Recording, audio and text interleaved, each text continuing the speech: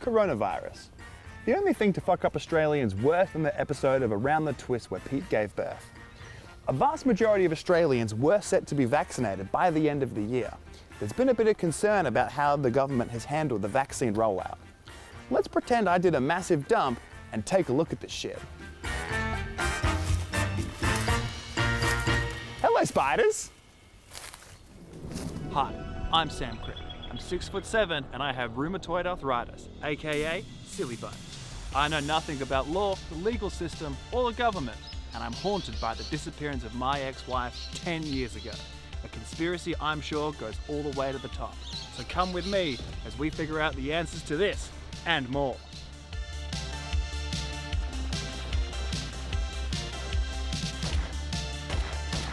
This is All in Order with Sam Crick. Where are you, Sarah? That wasn't the trade. Australia's vaccine rollout is underway with the two types AstraZeneca and Pfizer. Meanwhile, there's still over 200 vaccines being developed. I'm even working on one of my own. It's a concoction of Red Bull and Bull Cum. We need the Bull Cum to mask the taste of Red Bull. Rest in peace, Prince Philip. Can't believe they decided to bury him here. The Pfizer vaccine has a 95% effectiveness rate against asymptomatic COVID cases, but it has to be stored in temperatures which are sub-zero, which causes a logistical problem getting it out to rural Australia, mainly because nobody wants to go there. Sub-Zero wins. And then there's the AstraZeneca vaccine, which most Australians are set to receive. It's been credited as Australia's best option, with Greg Hunt calling it an ace in the hole. That's ironic. Ace in the Hole was my nickname in high school. Just kidding. It was mother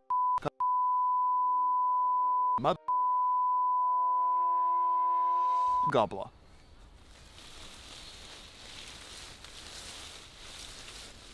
Phase 3 trials indicate the vaccine has a 60% effectiveness rate against symptomatic cases and 100% against severe cases.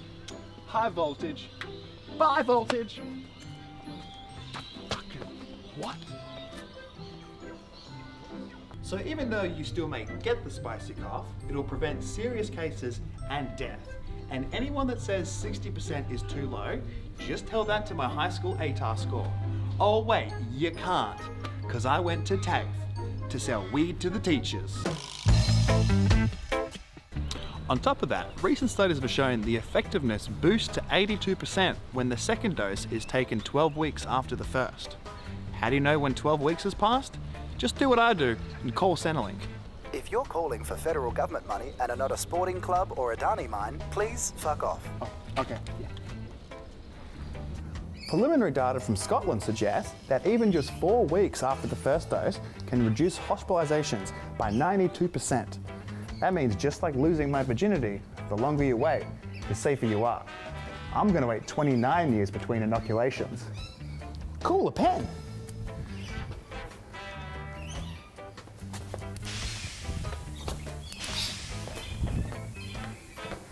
However, following advice from European regulators about a possible link between the vaccine and blood clots, Pfizer has now become Australia's preferred vaccine. Although AstraZeneca still has a place in protecting the most at-risk Australians, like the elderly, First Nations Australians, and ABC journalists under a Morrison government. Jeez, not again.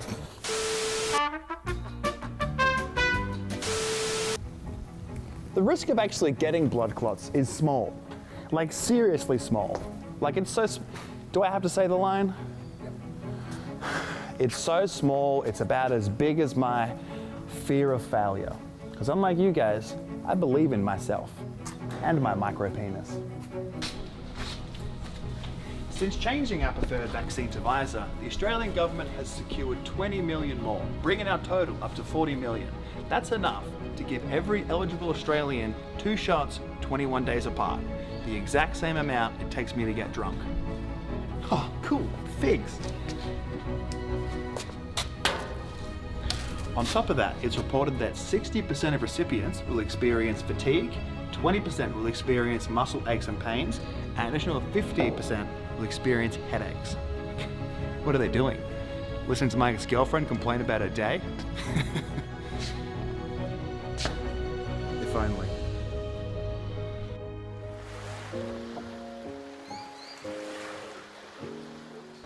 Australia also plans on importing millions of more doses when more and more vaccines get approved. If this all goes ahead, all up, we'll have access to 170 million doses, which is enough for every Australian and enough for baby boomers to hoard when they realise it's an essential resource. The rollout will come out in phases over the next 8 months, with phase 1 covering the elderly, frontline healthcare workers, and other essential Australians like Egg Boy and Egg Man. Already underway is phase 1B. All other healthcare workers, Aboriginal and Torres Strait Islander people over 55, and other Australians over 70 who are not in aged care. Also, younger people with underlying medical condition. This adds up to roughly 6.1 million people, or the average Greek kid's 21st. What about the other phases? Great question, sexy boy at the front. Most Australians will be covered in either phase 2A or 2B, and then it will go in order of less and less important Australians. Phase 3 will be contestants on Dancing with the Stars. Phase 4 will be parking inspectors, Transperth guards, and other non-humans. And then phase 5 is reserved for people who don't refill the ice tray, and that one guy on a night out who's like, let's just get an Uber, but his phone's already dead and it's surge pricing, and it's like, how are you gonna pay for this, Derek, with your shitty SoundCloud raps?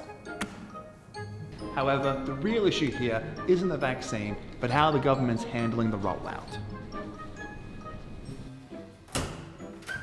Only 1 million of the initial 20 million Pfizer doses have been delivered, and even though Australia has secured 20 million more, there's no guarantee of when they will arrive.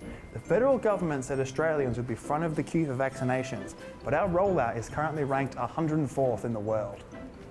Ugh, coriander.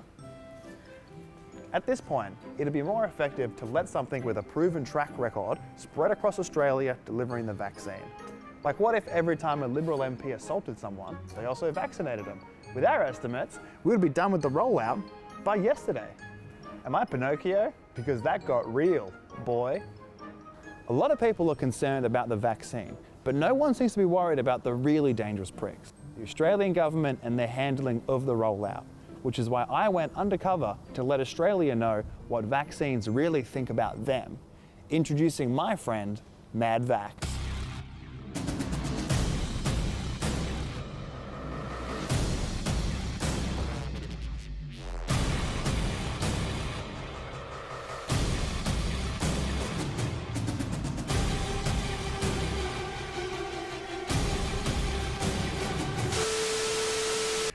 What do you think of the government's handling of the vaccination rollout? Fucking, I don't know, man. I haven't been following. When the time comes, if it comes, would you get the vaccine? No. Why's that? Anti-vax. What part of Fremantle are you from? I live in the markets. Bang square in the markets? Yeah.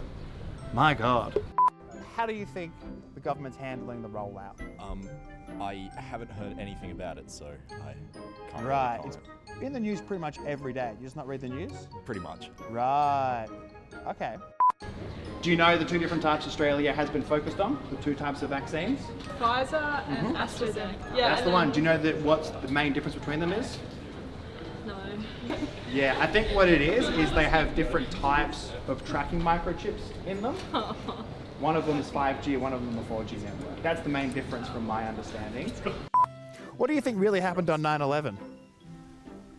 It's pretty tragic. It was. What do you mean, what happened? Well, that's the wrong answer. It looks like a penis. Look, it's a penis. That's incredibly rude to say to I someone. mean, just look at him. You're such a dick. What really happened on 9/11? I wasn't born, so no comment. Wow, likely story, huh? What do you think of the vaccine?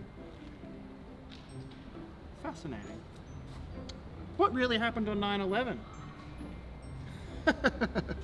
That's wildly anti-Semitic.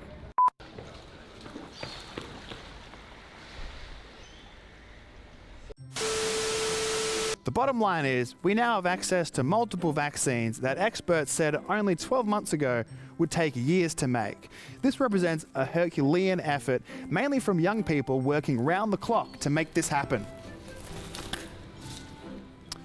A survey conducted by the ABC shows the vast majority of Australians have the utmost trust in healthcare professionals to deliver the vaccine. 65 said they have a great deal of trust, 25 have a moderate level of trust, and only 8% have little to no trust, which is about my faith in any Australian, regardless of profession. Thanks for watching, everyone. I've been Sam Cribb. And Sarah, if you're out there, have you seen the dice to Yahtzee?